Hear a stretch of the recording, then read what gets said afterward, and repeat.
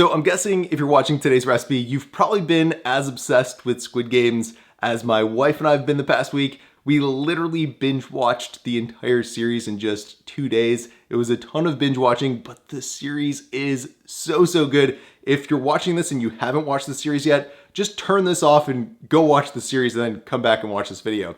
Now, I don't want to give too much away, but in one of the episodes, there's this Korean candy called Honeycomb or Dalgona Candy, and it plays an important role in the games and in the series itself. And pretty much immediately when I saw the candy, I thought to myself, I wonder if I can make that sugar-free and keto-friendly. So long story short, I basically spent all of yesterday trying to come up with a recipe for it, and it took about 20 attempts with different sugar substitutes and ratios and all that, but I think I came up with something really close to a Korean honeycomb or a Korean Dalgona candy that is totally keto-friendly, totally sugar-free, and actually has 0 carbs. So I'm really excited to share this with you because if you're watching this, you're probably a big fan of the show like I am, and I think you're gonna have some fun with today's recipe. So let's not waste any more time. Let's jump right into the tastiness and make some 0 carb keto Dalgona candy. So as some of you probably already know, Dalgona candy is typically made with just sugar and baking soda, but that's not an option today because carbs.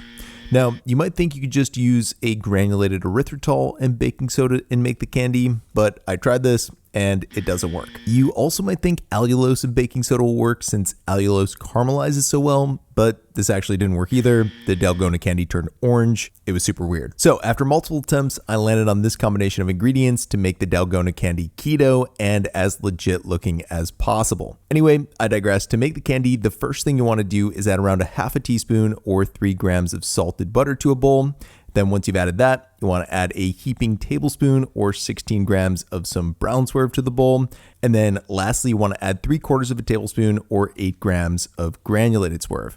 Then we're going to set that bowl aside and we're going to add a little baking soda to a small bowl just so we have it ready for when we need it. And then we're going to add a little parchment paper to a baking sheet as well. Then we're going to transfer the sweetener and butter mixture to a steel ladle and we're going to heat that on our stove over medium-low heat. And for my stove, that's a number 3 heat. Anyway, once we start to see the sweetener liquefy on the edges of the ladle, we're going to use a chopstick to continually work the ingredients around until they totally melt and combine with one another. And by the way, if the ingredients start to smoke at any point during this process, remove them from being directly over the heat until that settles down a bit, but you want to make sure that you're still working them together with the chopstick, even though they're not directly over the heat anymore. Okay, so once we've got a liquid consistency going on in the ladle, we're going to add a nice pinch of baking soda in there, and I'd say this is probably about 1/4 teaspoon of baking soda, and we're going to continually mix that into our ingredients until it totally dissolves into the mixture. And by the way, you're going to want the heat to be off as you do this. Now, eventually, when that cools down a bit and thickens up, you want to pour the mixture onto the baking sheet we prepared from earlier. And if you have an English muffin tin like I'm using or something similar to this to shape the batter with, it's super helpful. Anyway, once the batter's in there, I just set a minute timer on my phone and then I get out the top of my baking spray container and I coat it with baking spray.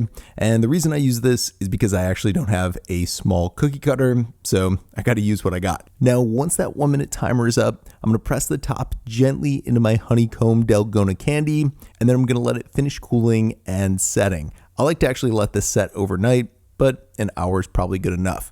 Then, of course, the last step is to add a needle in there so you can participate in the Squid Games and enjoy. As always, thanks for watching, guys. Check out the video description below for the full written out recipe, and I'll see you in the next one.